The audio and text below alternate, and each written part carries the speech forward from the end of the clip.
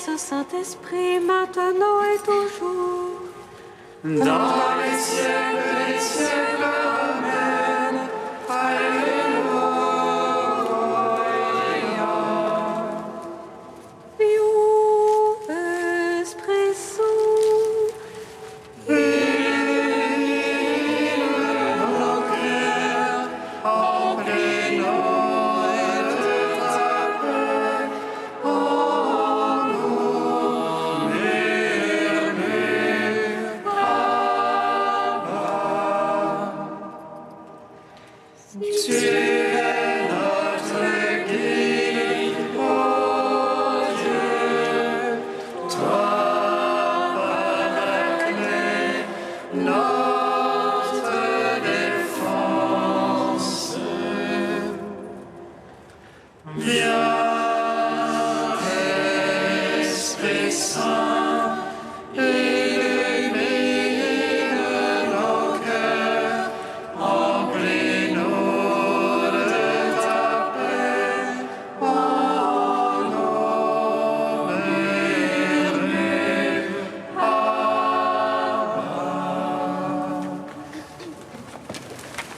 Tu es monté sur la croix, ô Jésus. Toi qui du ciel t'es descendu, tu es allé à la mort, toi l'immortelle vie. Tu es entré dans les ténèbres, toi la lumière véritable, pour appeler tous les hommes à ton royaume, ô Dieu sauveur.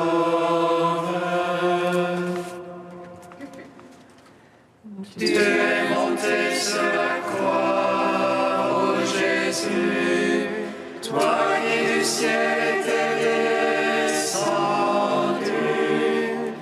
Tu es allé à la mort, toi l'immortelle vie.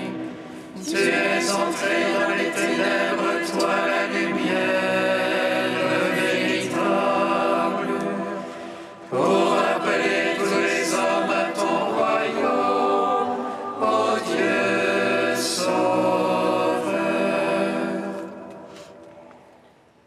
Tu es monté sur la croix, ô Jésus, toi qui du ciel étais descendu. Tu es allé à la mort, toi l'immortelle vie. Tu es entré dans les ténèbres, toi la lumière véritable, pour appeler tous les hommes à ton royaume, ô Dieu sauveur. Psaume 118, strophe 7. Un cantique pour moi, Seigneur, ta parole.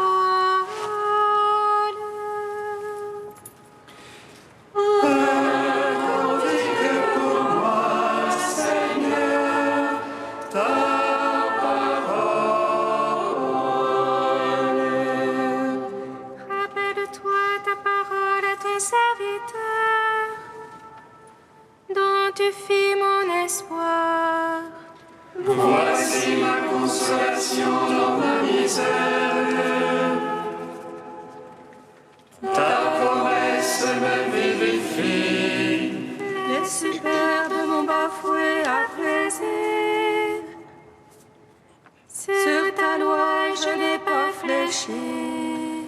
Je me rappelle tes jugements d'autrefois. Seigneur, je me console. La fureur me prend devant les impies qui délaissent ta loi. Cantique pour moi que tes volontés en ma demeure d'étranger. Je me rappelle dans la nuit ton nom et j'observe ta loi. Voici qui est pour moi, Seigneur. Garder tes préceptes. Gloire au Père, au Fils, au Saint-Esprit. Pour les siècles des siècles. Amen. Un cantique pour moi, Seigneur, ta parole. Psaume 128. Je veux contempler ta puissance et ta gloire, car ton amour, Seigneur, est meilleur que la vie. Je veux contempler ta puissance et ta gloire, car ton amour, Seigneur, est meilleur que la vie. Tant ils m'ont traqué dès ma jeunesse, à Israël de le dire. Tant ils m'ont traqué dès ma jeunesse, ils n'ont pas eu le dessus. Sur mon dos ont labouré les laboureurs, allongeant leur sillon. Mais le Seigneur qui est juste a mis en pièces le jour des impies. Qu'ils soient tous confondus, repoussés, les ennemis de Sion. Qu'ils soient comme l'herbe des toits, que aussi le vent d'est. Le moissonneur ne remplit pas sa main, ni le lieur son giron. Et point ne diront les passants. Le Seigneur vous bénisse. Gloire au Père, au Fils, au Saint-Esprit. Pour les siècles des siècles. Amen. Je veux contempler ta puissance et ta gloire, car ton amour, Seigneur, est meilleur que la vie. Psaume 129. Des profondeurs, je crie vers toi, Seigneur. Écoute mon appel. Que ton oreille se fasse attentive au cri de ma prière. Si tu retiens les fautes, Seigneur, qui donc subsistera? Mais près de toi se trouve le pardon. Je te crains et j'espère. Mon âme attend le Seigneur. Je suis sûre de sa parole. Mon âme attend plus sûrement le Seigneur. Qu'un veilleur n'attend l'aurore. Que le veilleur espère l'aurore. Et Israël, le Seigneur, Puisse auprès du Seigneur et la grâce, l'abondance du rachat. c'est lui qui rachètera Israël de toutes ses fautes. Gloire au Père, au Fils, au Saint-Esprit. Pour les siècles des siècles. Amen. Je veux contempler ta puissance et ta gloire, car ton amour, Seigneur, est meilleur Prière d'Esther, page 258. Ô mon Seigneur, notre roi, tu es l'unique. Je n'ai d'autre recours que toi. Viens à mon secours, car je suis seule. Je jouerai ma vie pour ton nom. Dès le berceau au sein de ma famille, j'ai appris que c'est toi, Seigneur, qui as choisi Israël entre tous les peuples pour être ton héritage à tout jamais. Tu as traité nos pères comme tu l'avais dit, et puis nous avons péché contre toi. Alors tu nous as livrés aux mains ennemies pour les honneurs rendus à leur Dieu. Mais l'amertume de notre servitude ne suffisait pas. Ils ont mis leurs mains dans celles de leurs idoles, afin de faire disparaître Israël, ton héritage, et clore les bouches qui louent le Dieu unique. N'abandonne pas ton sceptre, Seigneur, à ceux qui ne sont pas.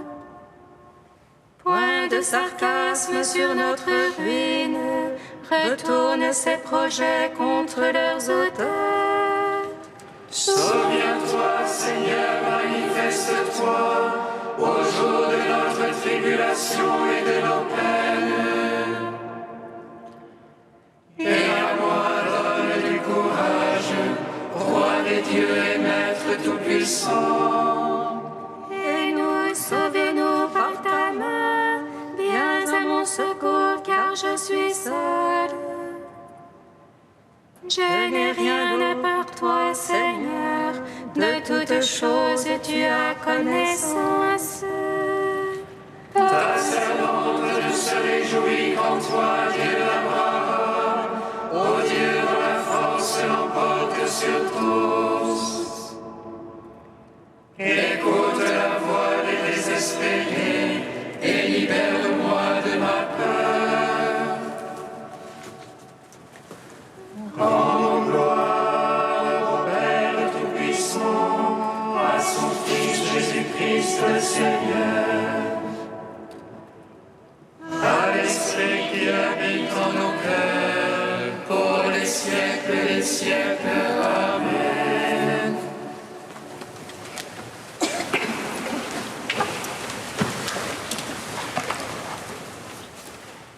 Du bienheureux Pierre Claverie, le dialogue de la foi. La foi, si elle est vivante en nous, va se traduire par un changement de comportement, un changement d'esprit.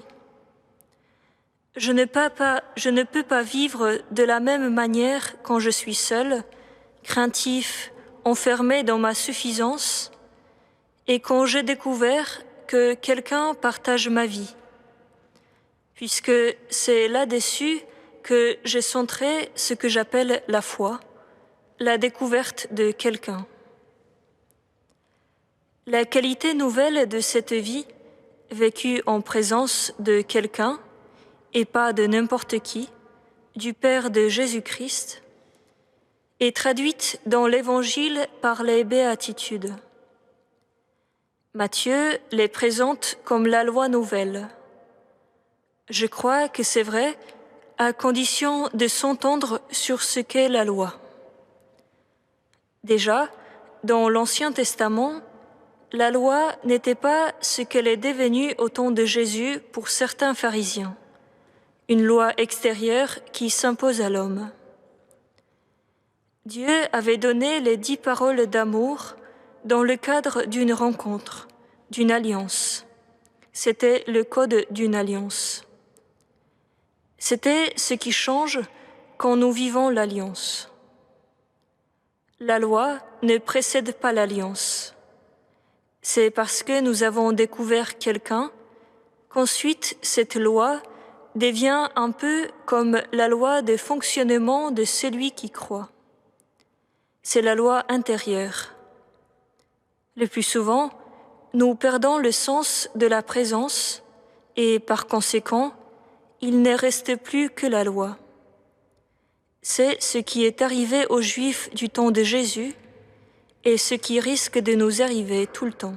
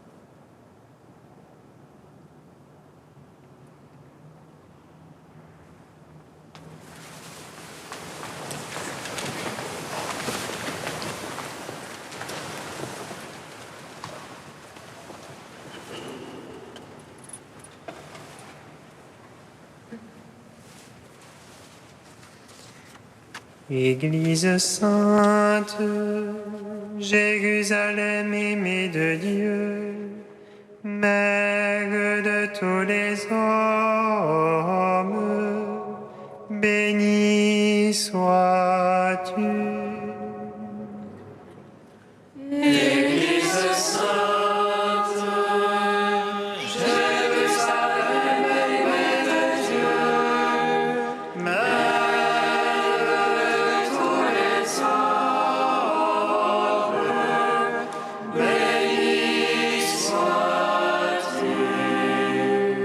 La muraille de la ville reposait sur 12 fondations, portant les 12 noms des 12 apôtres de l'agneau. Église sainte, Jérusalem aimée de Dieu, Mère de tous les hommes, bénie sois-tu. Lecture de l'Apocalypse de Saint Jean. Moi, Jean, j'ai vu un ange qui me disait : Viens, je te montrerai la femme, l'épouse de l'agneau. En esprit, il m'emporta sur une grande et haute montagne. Il me montra la ville sainte, Jérusalem, qui descendait du ciel d'auprès de Dieu. Elle avait en elle la gloire de Dieu. Son éclat était celui d'une pierre très précieuse, comme le jaspe cristallin. Elle avait une grande et haute muraille, avec 12 portes, et sous ces portes 12 anges. Des noms y étaient inscrits. C'est ceux des 12 tribus des fils d'Israël. Il y avait 3 ports à l'Orient, 3 au nord, 3 au midi et 3 à l'Occident. La muraille de la ville reposait sur 12 fondations, portant les 12 noms des 12 apôtres de l'Agneau. Gloire à toi, ô Dieu vivant, gloire à toi. Gloire à toi, ô Dieu vivant, gloire à toi.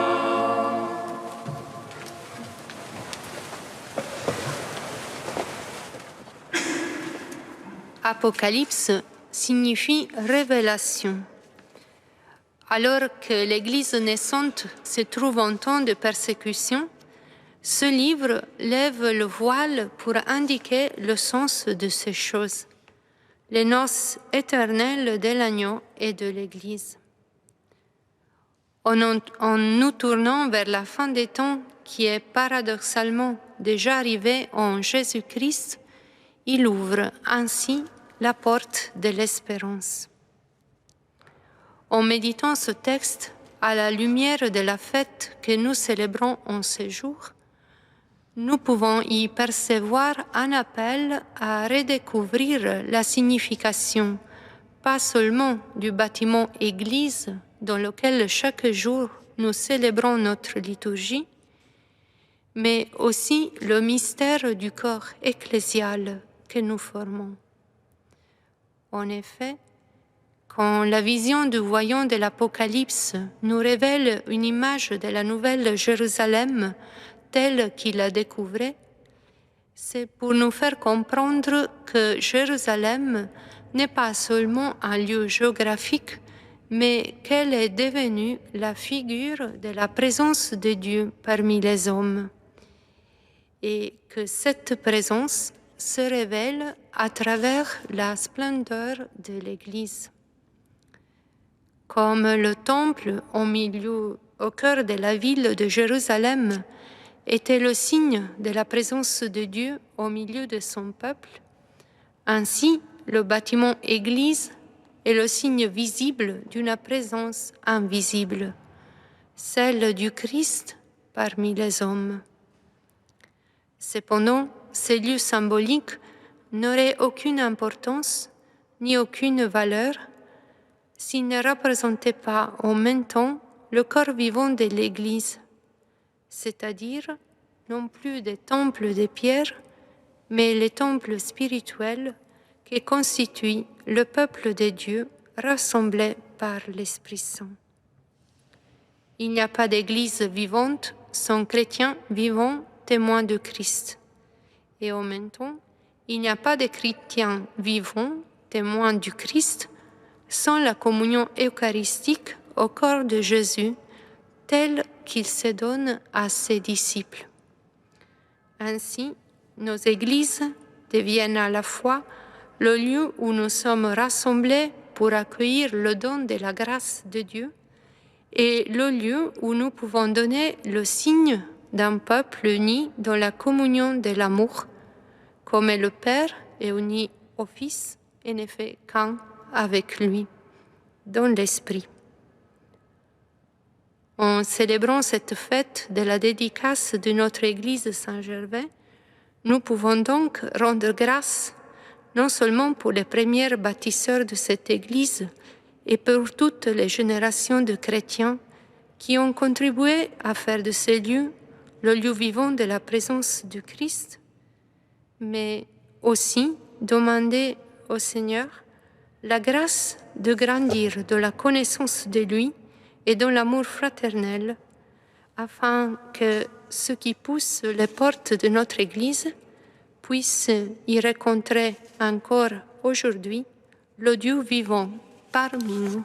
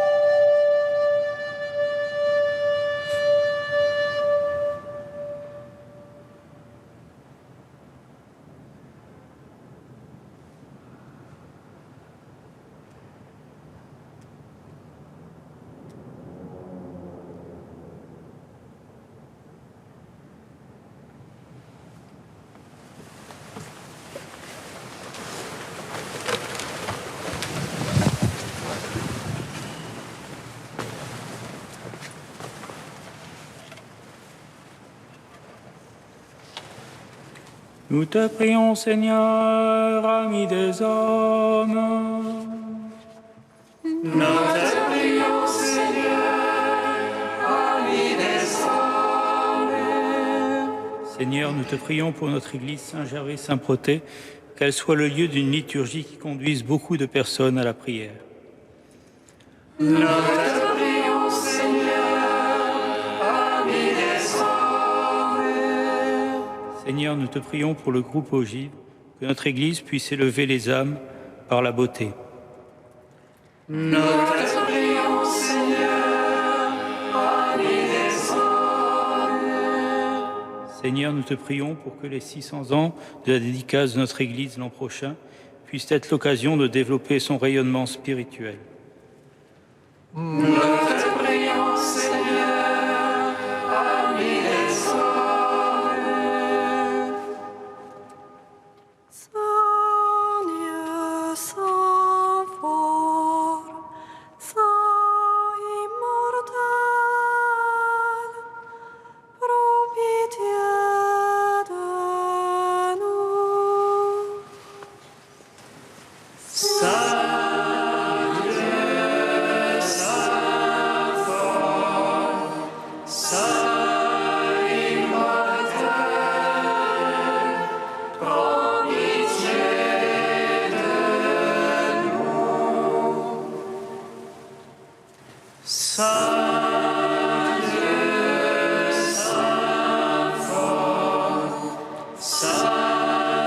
immortel, prends pitié de nous.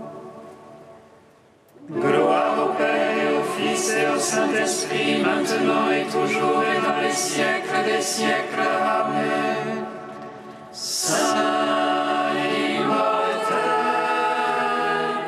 prends pitié de nous. Saint Dieu, Saint fort, Saint immortel,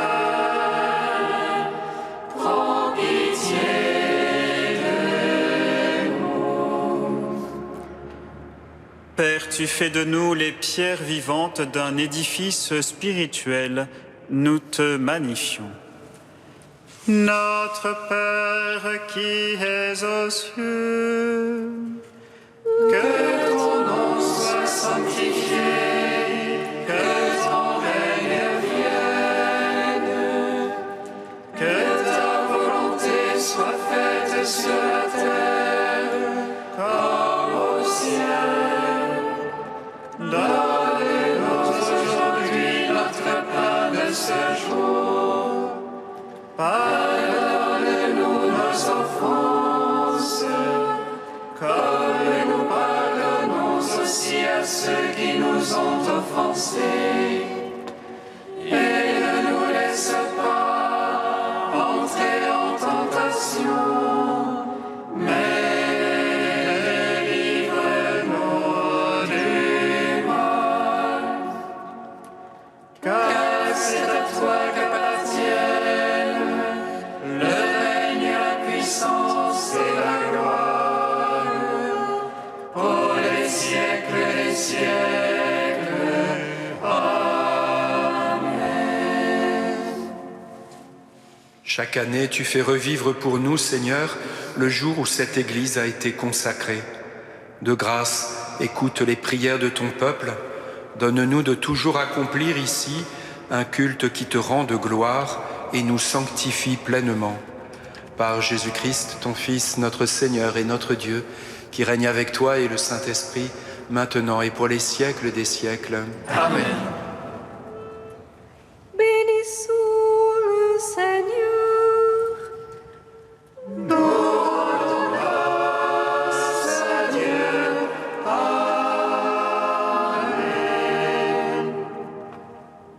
L'ange annonça à Marie qu'elle serait la mère du Sauveur. Et elle conçut de l'Esprit Saint.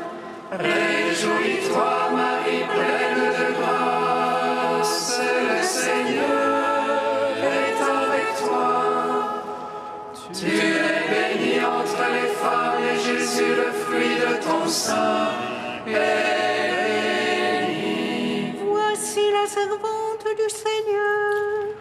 qu'il te soit fait selon ta parole. Réjouis-toi, Marie, pleine de grâce, le Seigneur est avec toi.